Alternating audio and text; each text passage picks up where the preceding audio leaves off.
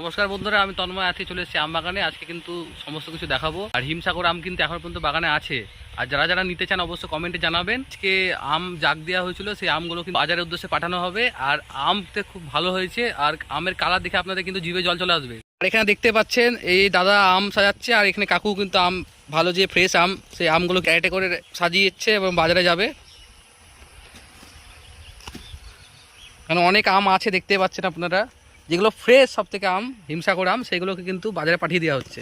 এখানে কিন্তু আছে আমের কালারগুলো দেখুন, কোনো রং নেই কিন্তু বন্ধুরা, বিনা রঙের কিন্তু কালার দেখতে পাচ্ছেন আপনারা।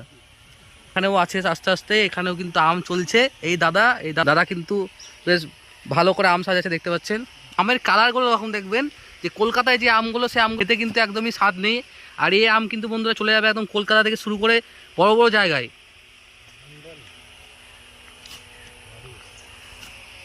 গাছ পাকা কত করে বিক্রি করছেন বাজারে? প্রায় 100 টাকা কিলো, মাত্র গাছ পাকা আম 100 টাকা কিলো। যেখানে দেখতে পাচ্ছেন এই ক্যারেটটা কিন্তু সম্পূর্ণ হয়ে গেছে। একটা সাইজ দেখুন, কলকাতা যাবে এটা, এই আমটা কিন্তু কলকাতা যাবে। দাদা দেখতে পাচ্ছেন প্যাকিং করছে একদম।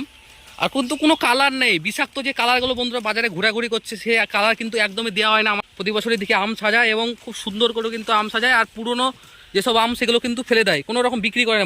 এগুলো কিন্তু ছাট আম, কম দামে যারা ক্যাট আম, সেই আম কিন্তু চলে যাবে বাজারে। দেখুন বন্ধুরা, এটা কিন্তু খুব সুন্দর দিস। দেখুন বন্ধুরা, কোনো দাগ নেই আমে, একদম পুরো টকটকা হলুদ, বলতে গেলে পেকে গেছে দেখতে পাচ্ছেন কত সুন্দরভাবে। আর এই যে একটা তুলেছিলাম, আবার রেখে দিলাম আম। প্রায় একটা কিন্তু 500 গ্রামের থেকেও কিন্তু অধিক দেখতে পাচ্ছেন। প্রায় চারটেতে প্রায় 2 কিলোরও কিন্তু বেশি হয়ে যাবে আম। আজকে গাছ পাকা আম মাত্র 100 টাকা কেজি পাকা হিমসাগর, এবং হিমসাগর কার্বেটের আম 70 টাকা করে। বন্ধুরা যারা যারা নিতে আসবেন অবশ্যই জানাবেন আমাকে কমেন্টে, আমি কিন্তু আপনাদেরকে পাঠিয়ে দেবো অ্যাড্রেসটা। ইচ্ছাগঞ্জ ফেরিঘাট, ডাহাপাড়া ঘাটের এই পারে আপনাদেরকে লোকেশনটা লিখে দেবো। আর পাশে দেখতে পাচ্ছেন আম বাগান, আর আপনাদেরকে রাস্তাটা দেখাবো, ডাহাপাড়া ঘাটের রাস্তাটা। প্রায় কলকাতা থেকে মানুষজন এসেছিলো আম নিতে, আম কিন্তু এখানে নিয়ে যাচ্ছে, প্রায় কলকাতা চলে যাবে আম। কাকা আপনাদের বাড়ি কোথায়? কলকাতা কোরিয়া। দেখতে পাচ্ছেন কাকুরা কিন্তু কলকাতা কোরিয়া থেকে কিন্তু আম কিনতে এসছে। আর এখানে কি কোথায় এসেছিলেন? জগৎবন্ধু ধাম।